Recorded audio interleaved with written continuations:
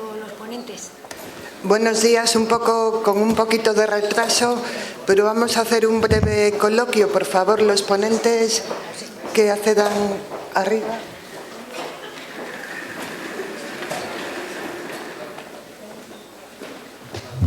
Modera el coloquio Belén de la Iglesia, la jefa de la Oficina Territorial de Valladolid y Autoridad Laboral de la provincia. Antes de empezar el coloquio, quería dar las gracias a los ponentes por su asistencia, que ha sido un verdadero placer por lo que hemos aprendido con ellos. También quiero dar las gracias al área de Seguridad y Salud Laboral de la Oficina Territorial de Trabajo por la excelente organización de la jornada y también a la colaboración de otros departamentos como la Secretaría Técnica o la Dirección General de Trabajo y Prevención de Riesgos Laborales. Y, por supuesto, también quiero dar las gracias a los asistentes que hoy nos habéis acompañado y habéis interrumpido vuestra actividad habitual. Muchas gracias. Y por último, quiero dar las gracias al Director General de Trabajo y Prevención de Riesgos Laborales, don José Manuel Barrios Costas, por realizar la apertura de la jornada. A continuación, vamos a dar un breve coloquio. Las preguntas que queráis hacer, mencionéis a qué ponente van dirigidas para que así sea más fácil. ¿Alguna pregunta? Sí. Ahí.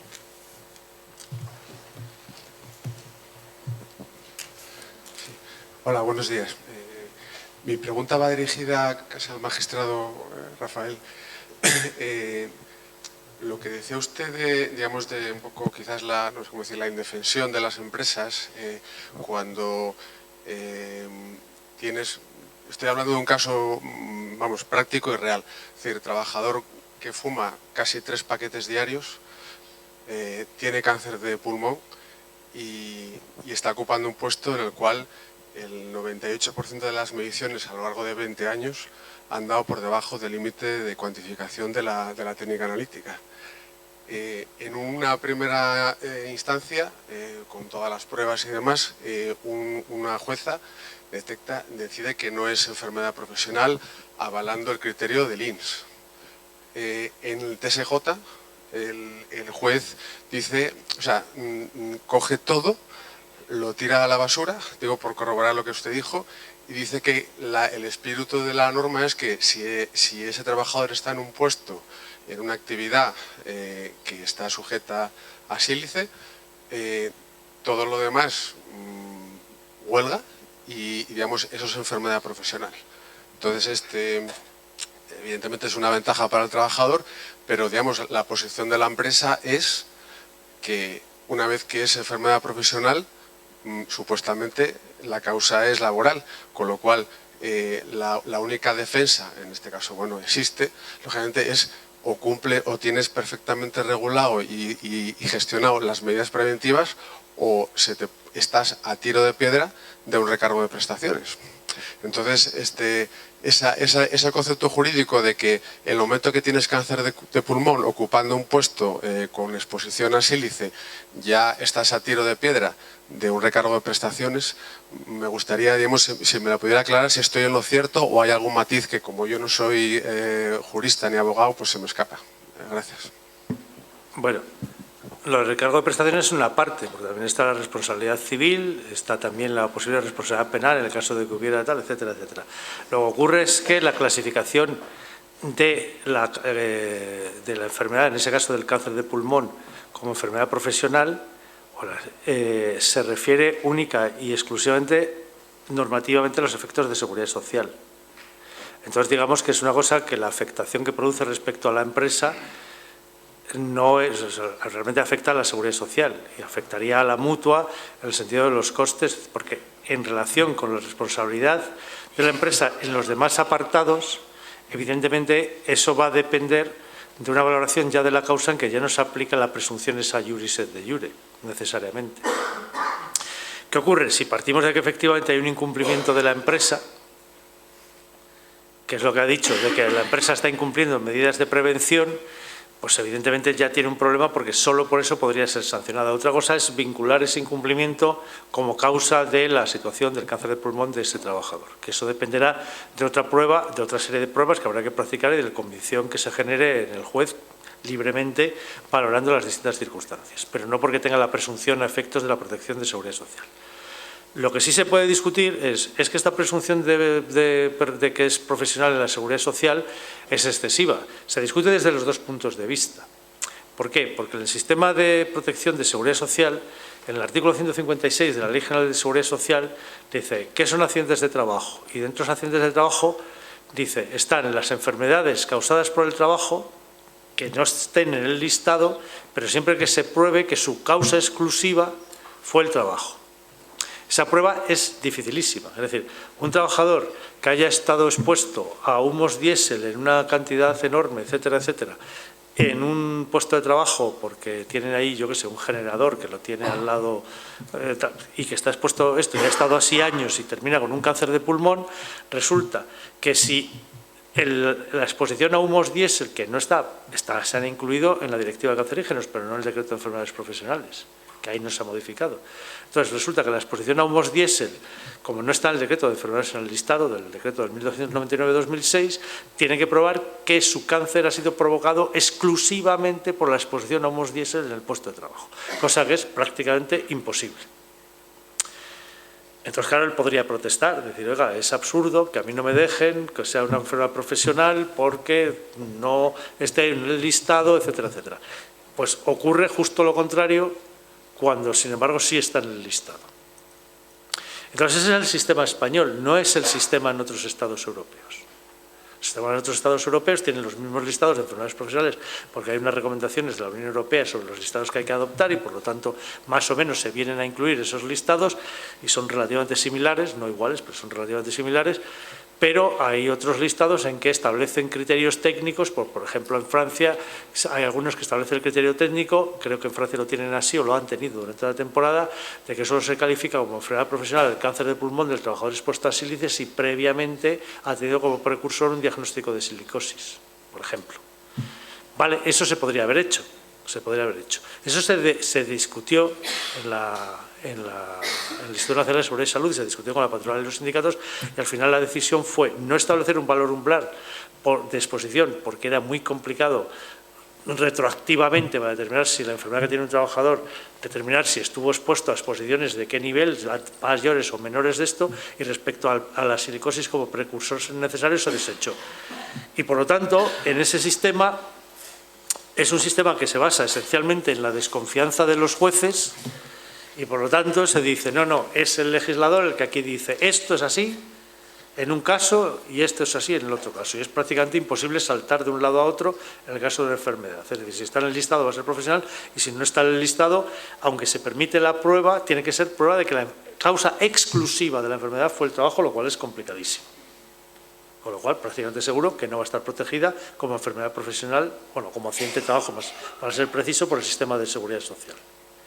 Bien, esta misma discusión se ha producido en otros términos. Yo recuerdo que en la reforma laboral de 2012, respecto a los despidos colectivos, la obsesión del legislador era que la ley fijara claramente cuándo había causa para el despido colectivo, porque no se fiaba de lo que dijeran los jueces. Bueno, pues la desconfianza máxima en los jueces es el sistema de enfermedades profesionales, donde se dice así y así. Y no hay nada más que valorar, ni pruebas ni nada. Si está aquí, está. Otra cosa es que luego el listado esté redactado como esté redactado y que al final tengamos que intervenir para interpretar qué quiere decir en cada caso, porque hay veces en que no aparece cuál es la enfermedad, sino solo el agente, otras veces en que no aparece cuáles son las profesiones o aparece solo el listado ejemplificativo y entonces es bastante desastroso desde ese punto de vista. Pero ese es el sistema. Ahora, ese sistema se aplica legalmente exclusivamente para determinar si a efectos de la protección de prestaciones de seguridad social hay o no hay enfermedad profesional. Hay una tendencia de interpretar que a efectos después de responsabilidades, también se proyecta automáticamente para establecer la relación causal. No está establecido, se aplica sistemáticamente en materias como el amianto, que parece que efectivamente es bastante verosímil que se aplique, o benceno, etcétera, etcétera, pero en el caso de sílice sería mucho más dudoso que se te pueda aplicar así, desde mi punto de vista.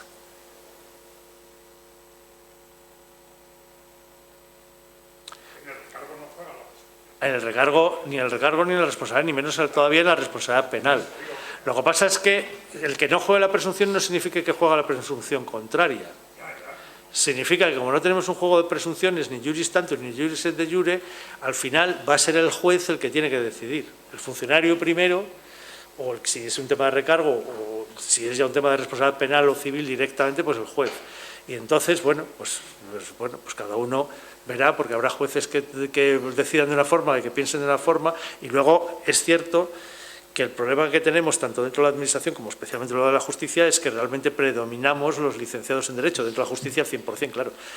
Y evidentemente el nivel de formación técnica para la aplicación de normativa técnica por parte de funcionarios y luego de jueces, pues es, en general, el promedio en España no es como el general de la población, no es que sea para tirar cohetes precisamente. Entonces, claro, pues pasa esto, es decir, haría falta más formación técnica, a lo mejor en lugar de menos criterios jurídicos.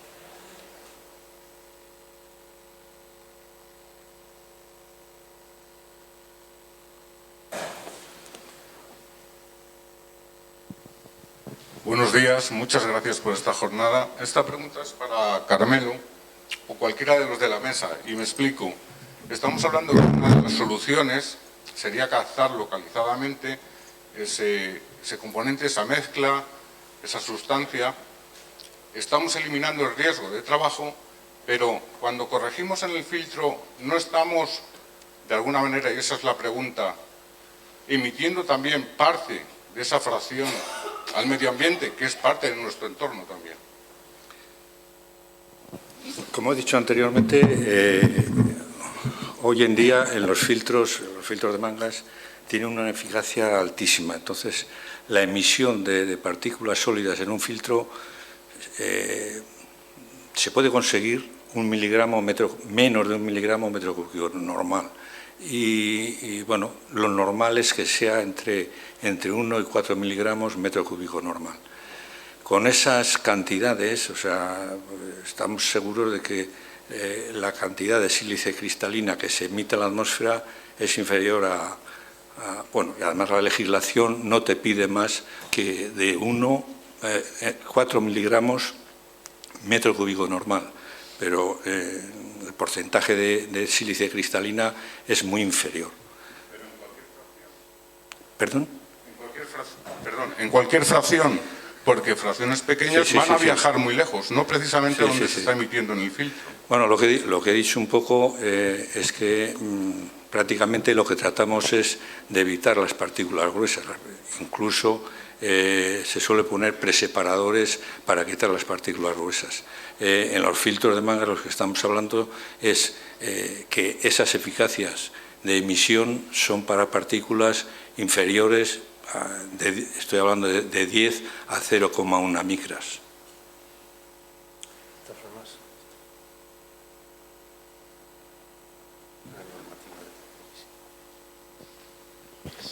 Sí.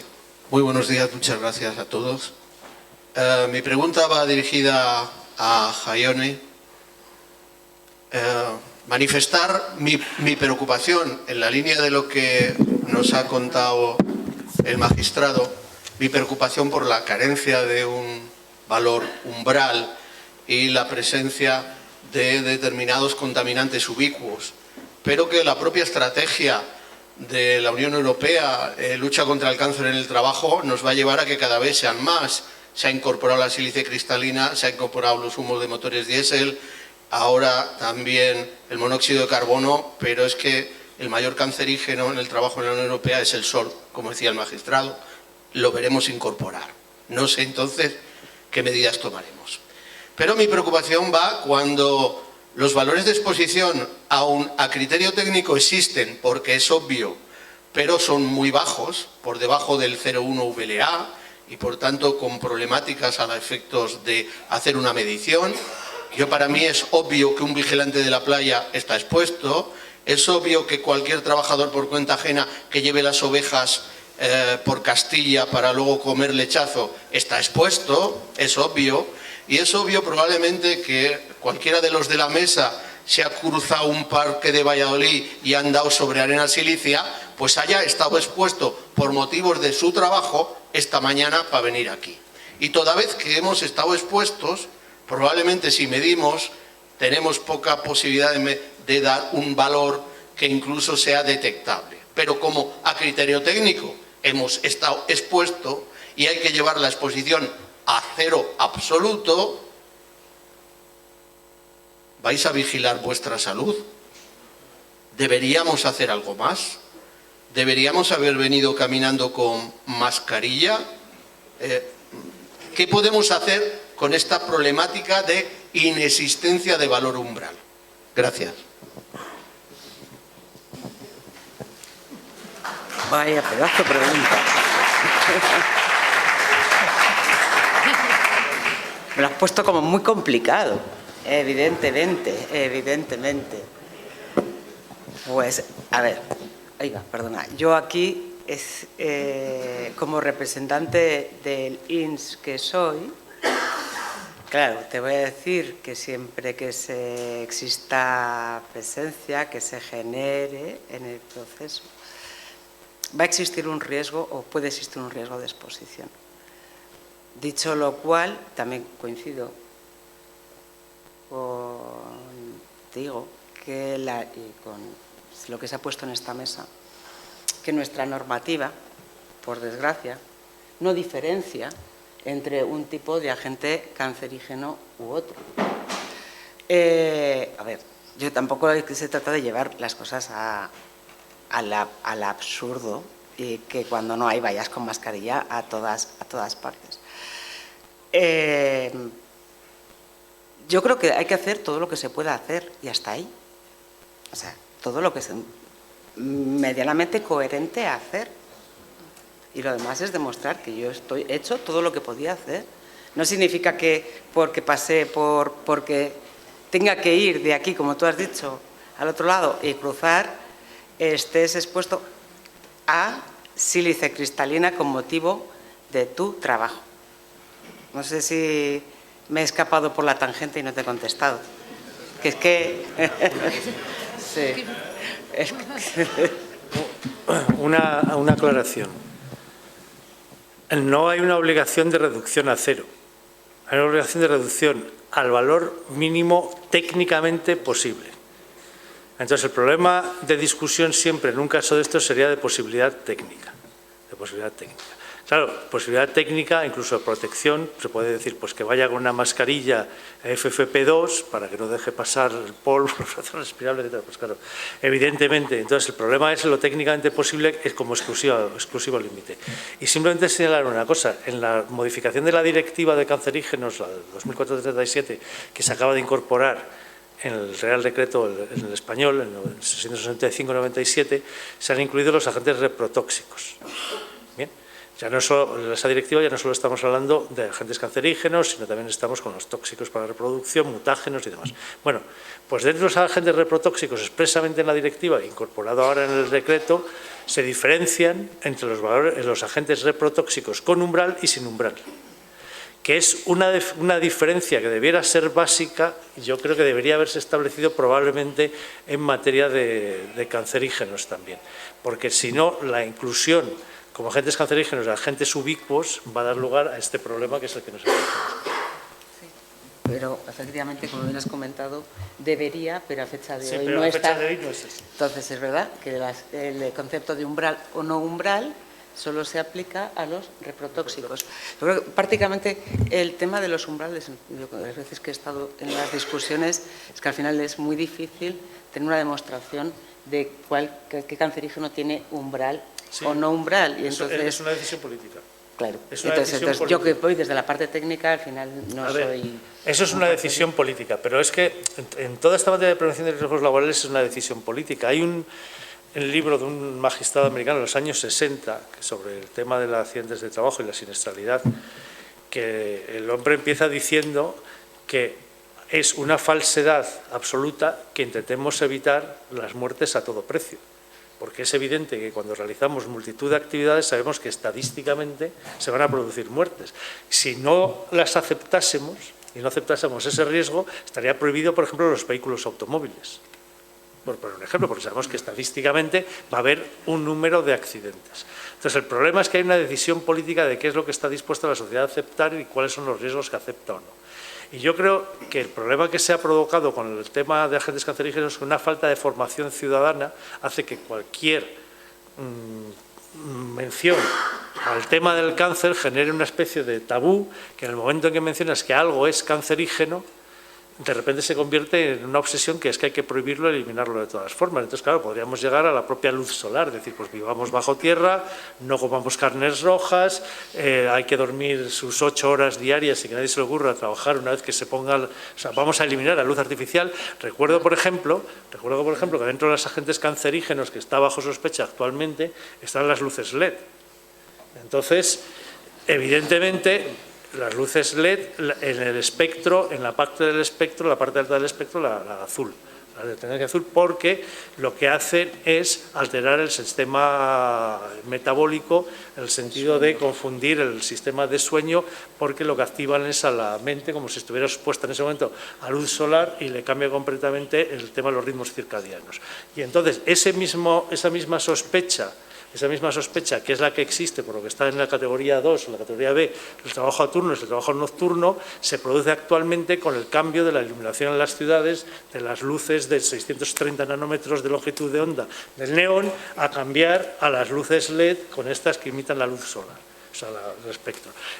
En la prensa alemana incluso tuvo bastante repercusión en estudios sobre el cambio de las iluminaciones LED en las ciudades por esto. Entonces, claro, si uno se lo plantea así, tendríamos que estar prohibiendo todo. O sea, el problema está en que hay una decisión política que consiste en saber cuál es el nivel de riesgo que queremos aceptar en las actividades, sabiendo que ese nivel de riesgo existe. Ahora, si a mí me dicen, ¿estás preocupado por la exposición al sílice que te pueda desarrollar un cáncer de pulmón? Yo personalmente no, porque la exposición al sílice que puedo tener, incluso si paseo por el Campo Grande, evidentemente sé que es mucho menos probable que me toque un cáncer de pulmón a que me toque si me juego ahora los euromillones. O sea, que prácticamente es nula. Eso sí, ¿probabilidad existe? Sí, efectivamente, pero es que de lo contrario no se puede encerrar uno y no vivir. Solo una cosa. Bueno, aceptando todas las cosas que acabamos de ver y todas las casuísticas que se acaban de comentar, bueno, yo quería recordaros dos cosas. Una, en su día hubo la polémica de aceptar el cáncer de pulmón por exposición a sílice cristalina respirable en trabajadores que previamente tuvieran una silicosis, porque eso presuponía una exposición prolongada en el tiempo, una dosis-respuesta contundente. Eso no fructificó. Y luego, por otro lado, visto lo visto, y escuchando a Rafael, igual los técnicos se tiraron al río, pero se tiraron para intentarlo. En las dos guías establecieron un método de descarte de presencia. Es decir, al menos hay un método que puede ser más o menos farragoso, por el cual, en teoría, si tú eres capaz de demostrar con esos criterios técnicos asumidos de forma conjunta que estás por debajo del límite de detección, en teoría no aplicarías el Real Decreto 665/97. Esa es la tirada al río que hay en la guía al respecto. Entonces, bueno, miras tú, voy por el Campo Grande, voy a hacer mediciones de no sé qué. Hombre, yo creo que no, lo que dice yo, después de 15 años en el instituto, también te digo que pasando por el Campo Grande estoy muy tranquilo, sé que no voy a morir de cáncer de pulmón por exposición a sílices, lo tengo muy claro. Pero por lo menos se estableció un criterio para esos casos dentro del centro de trabajo, en los que se podría descartar aplicar el Real Decreto 665/97 con un criterio, digamos, técnico, unas mediciones de unas determinadas características y unas mediciones periódicas para asegurarse que esas condiciones que se midieron en su día permanecen en el tiempo. Entonces, en relación a lo que os comenté en la presentación, luego viene la segunda parte, es decir, aquello de los puestos compatibles que hemos visto. Es decir, cuando hay un trabajador al que se le haya diagnosticado ya la enfermedad, ¿qué puestos son compatibles y cómo se van a evaluar? Yo creo que ahí viene un maremoto importante, la verdad es que sí. No sé si contesto o empeoro. Es para Rafa.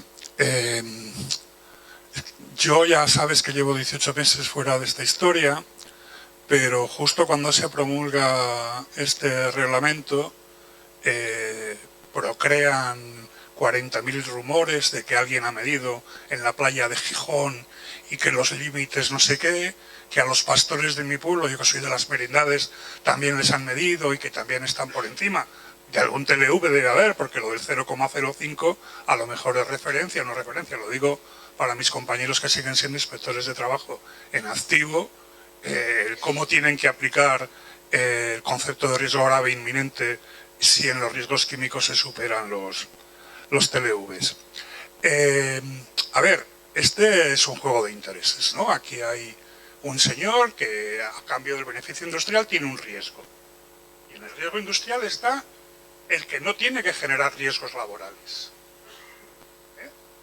¿Cómo lo cuantificamos? Yo ya he seguido muy de cerca tu exposición de las loterías y ya me aclaro, yo que viví en tu paradigma amianto la hipótesis de las evaluaciones de riesgos en determinados vagones de Renfe, pues eso se crea mucha alarma, el tema es más o menos controlable.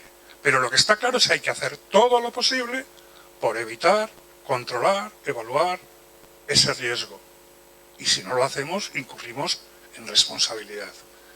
¿Que no nos dan armas que no tenemos? Pues bueno, tenemos los principios de acción preventiva. Identificar, eliminar, etcétera. No lo sé. Y me preocupan otra serie de temas de esta regulación porque me da la sensación de que al final se va a quedar en una filfa. Es decir, o va a permitir soluciones del estilo que tú decías. Aquí sí, 40 con muchos más supuestos no. La cuestión es la siguiente. Es que yo creo que nos vamos a discutir de situaciones absurdas que efectivamente puede provocar la norma por un defecto de configuración respecto a exposiciones bajas, pero también hay que darse cuenta de que en la realidad recientemente ha habido una condena penal importante. Es cierto que no era por cáncer de pulmón, sino por silicosis, pero un tipo de silicosis muy agresiva y que era perfectamente conocida y que lo peor es que hubiera sido perfectamente evitable. Entonces tenemos un problema de repunte fuerte de silicosis en España, precisamente por exposición a sílice, y hay centros de trabajo, lugares de trabajo y empresas donde la exposición a sílice de distinto tipo, en canteras, etcétera, estaba completamente disparatada. Entonces, yo creo que es como siempre centrar el tiro, porque el problema no es de empezar a discutir si el señor que está en la playa, el vigilante de la playa, vamos a ver si le aplicamos. Claro, si vamos a esa discusión como objetivo administrativo de prioridad inspectora, estamos haciendo un absurdo. El problema es que tenemos casos realmente graves y yo creo que es donde hay que centrar la actuación de la Administración. ¿Discutimos la norma desde el punto de vista técnico que podría ser bastante mejorable? Yo creo que sí.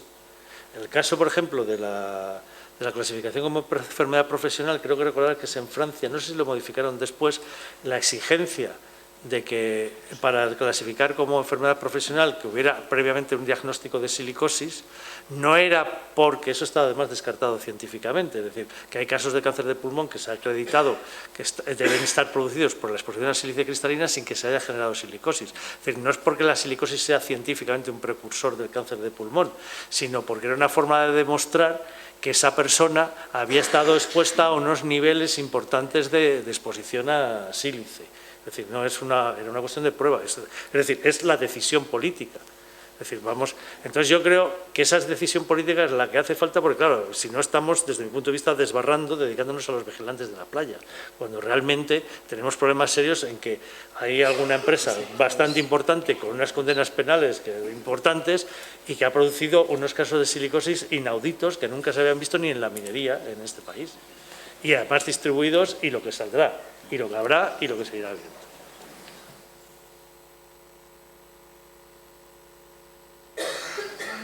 Última pregunta, por favor. Sí, buenos días. Es una pregunta para Rafa o una cuestión para Rafa y en alusión para Carmelo. Yo pertenezco al sector de los marmolistas, que me perdone el resto de sectores que están aquí. Yo hablo de lo mío. Los marmolistas, desde que empezó esto de la silicosis cristalina, que es relativamente joven para nuestro oficio, ponemos todos los medios, todo tal. A mí me consta, de hecho, yo en mi empresa estoy como debería de estar y siguen saliendo casos de silicosis.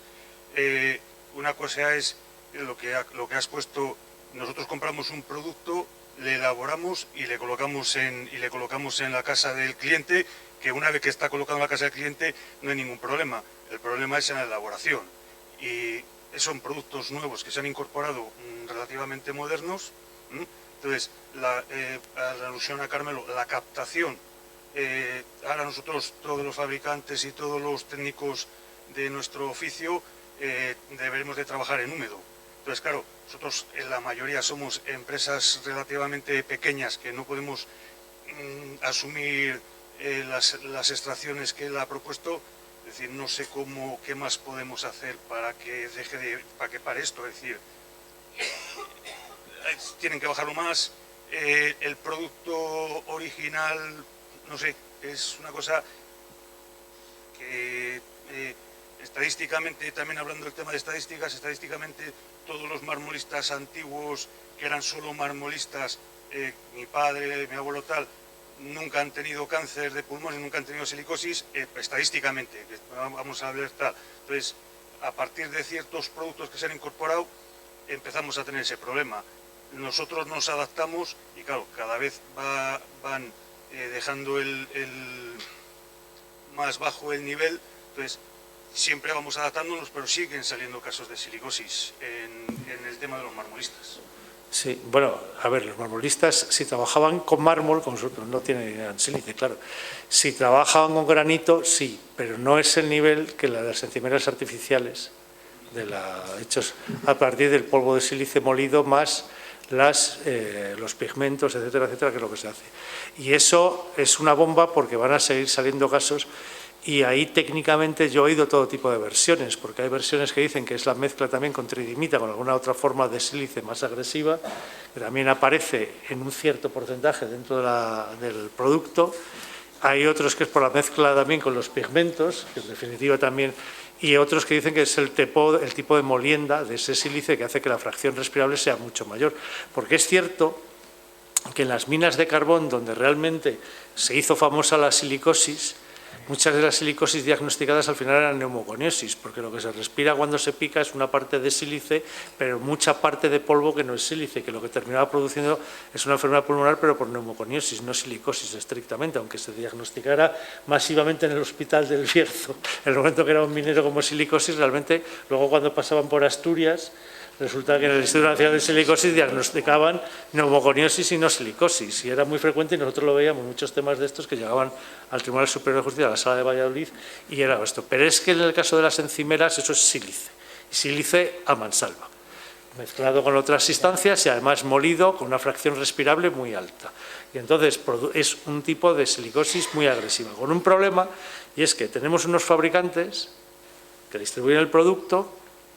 Habría que ver, desde el punto de vista de lo que expliqué antes, cuándo están distribuyendo mezcla y cuándo están distribuyendo artículo, porque cambiaría completamente la perspectiva jurídica, pero desde el punto de vista de instalación tenemos miles de instaladores de cocinas, de baños pequeños que cortan a domicilio, cortan dentro de la casa o dentro de la obra, y es ese polvo el que ha generado esto. Y entonces hay una bomba porque incluso muchos de ellos son autónomos. Es decir, cuando se han producido problemas en marmolerías es que han caído 3, 4 trabajadores de la marmolería, incluido el dueño, como víctima.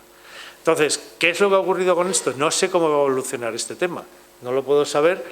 Desde el punto de vista científico es evidente que van a producirse casos y van a seguir apareciendo casos, y veremos después en la clasificación, porque aquí estamos hablando de silicosis, pero una silicosis muy agresiva, porque es cierto que aquí hablamos del cáncer de pulmón como si hasta ahora no fuera peligroso y la silicosis fuera una bobada, ¿no? Pues la silicosis, vamos, es que también tiene narices el asunto. Pero bueno, el caso es que la cuestión con esto es que se ha llegado el nivel, por ejemplo, está la polémica ahora australiana, porque en Australia no sé si ya lo han hecho efectivo, pero están en el proceso de prohibición de este tipo de encimeras, de este tipo de material.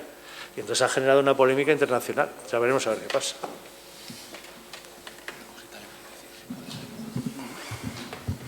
Hola.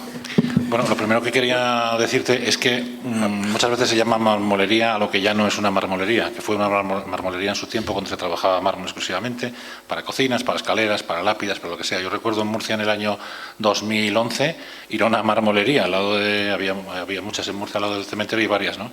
Y allí estaba un señor trabajando que tendría unos 60 años, con su pelo blanco, peinado, su camisa, su jersey de pico, sus bambas y sus pantalones de pinzas, ni mascarillas ni nada. Y, como me decía él, aquí jamás ha habido un caso de ninguna enfermedad de estas que vienen ustedes a averiguar. Bueno, casualmente justo en ese momento se estaban introduciendo en esa marmolería, pues bueno, siempre hay alguna persona, vamos a decir, entre comillas, friki, pues ya estaba pidiendo lápidas de silestone, en este caso de color rojo, para morir un poco más animado, vamos a decirlo así, ¿no? Entonces, pues bueno, ya ahí empezaba a complicarse la cosa. Es decir, que lo que fueron marmolerías en su día ahora ya no son marmolerías, son más bien establecimientos de elaboración de piedra natural y artificial, o llamémosle como sea. Pero por comentar lo que decías tú de las marmolerías, yo en este sentido, y que me perdóname, en marmolerías nosotros tenemos una experiencia, es decir, igual que vosotros en fábricas sois capaces de implementar compresores, conductos a la medida adecuada y diseñar y demás, pues en una marmolería de 2 o 3, como decimos en estudios, de 2 o 3 paisanos, ¿no?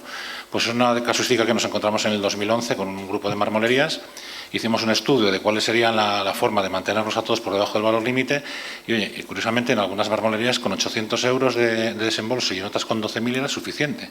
Se implementó el agua en las herramientas portátiles y solucionó el asunto. Es decir, que veíamos que, por ejemplo, el tema de captaciones en marmolerías dependía muchísimo de cómo se trabajaba. Imaginaros una mesa rotatoria, que igual hasta la tenéis, y una pantalla de aspiración, pues el trabajador a veces daba vueltas alrededor para hacer remates por todos los cantos y se interponía entre la lámina de aspiración y el propio punto emisor, ¿no?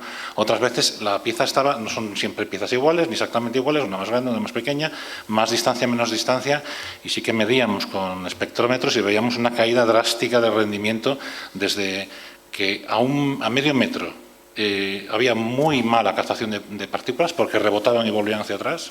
A 1 metro estábamos en el óptimo y a 1,5 metros prácticamente no retenía nada, o sea, no captaba nada. Es decir, que es un método que depende de una ingeniería, de un cálculo y de una cosa que una marmolería pequeña, con 2 o 3 operarios, o el dueño con otros 2 operarios, no es tan fácil de implementar. Ahí yo, desde la experiencia que tenemos en el instituto, recomendaríamos a lo mejor métodos basados en inyección de agua en las herramientas, que en este caso, con 10 marmolerías solucionó el problema, ya te digo, en este nivel de costes, desde 800 a 12.000 euros, 12.000 ya con un compresor para eliminar las herramientas eléctricas y la interacción con el agua. Sí, así estamos todo aporte con agua, porque todo es aporte con agua, entonces, es decir, si con aporte con agua siguen pasando cosas de estas, es decir, que siguen saliendo casos de silicosis, o la silicosis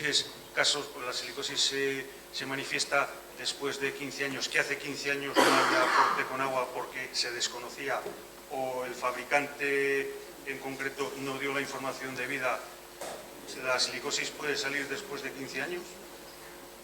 Sí, tiene un periodo de latencia incluso de más años. Es decir, yo en los 15 años que llevo en el instituto lo que he visto con un periodo de latencia más corto es chorreado de piezas con arena silicia, que quiero recordar que eran 2 años y 8 meses y que todos nos lo anotamos como una cosa estrambótica, ¿no? Pero lo normal es 15, 20, 25 años de exposición para que se pueda diagnosticar la silicosis, es decir, un periodo de latencia muy largo, más o menos largo, en función de cómo se haya estado trabajando, pero no es nada inusual. 15, 20 años a día de hoy.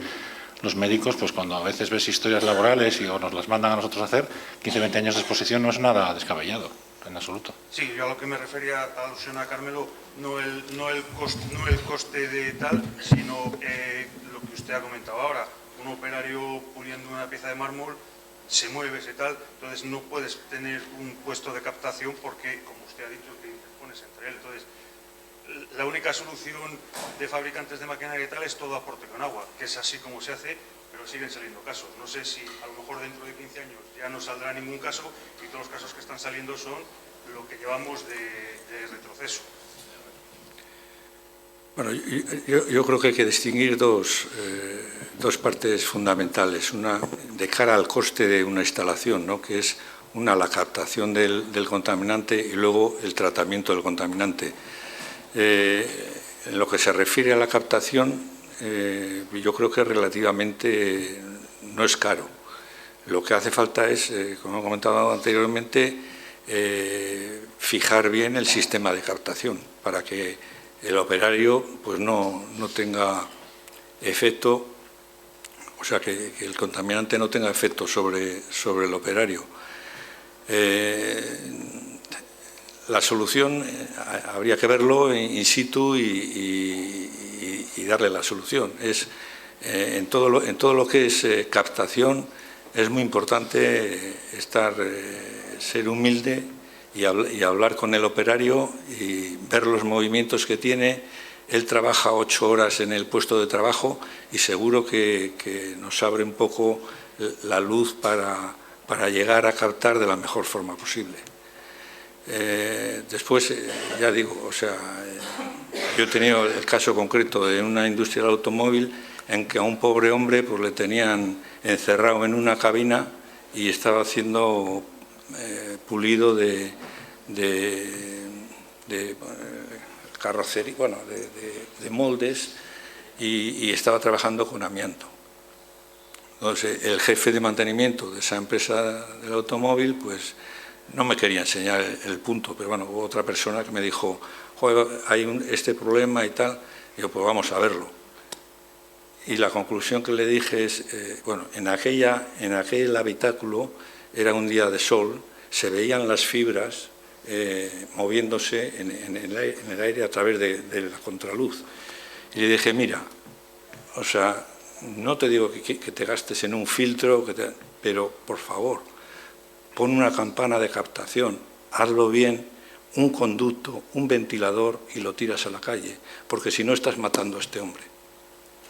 Entonces, para mí el concepto es captar bien, o sea, ver la situación cada foco y darle la solución. Y eso no es caro. Eso no es caro. Conducto y bueno, luego ya si se quiere meter un filtro, pues sí, entonces ya empieza a subir los presupuestos. Pero si no, se tira a la calle. Pero lo importante es que el ambiente de trabajo sea correcto.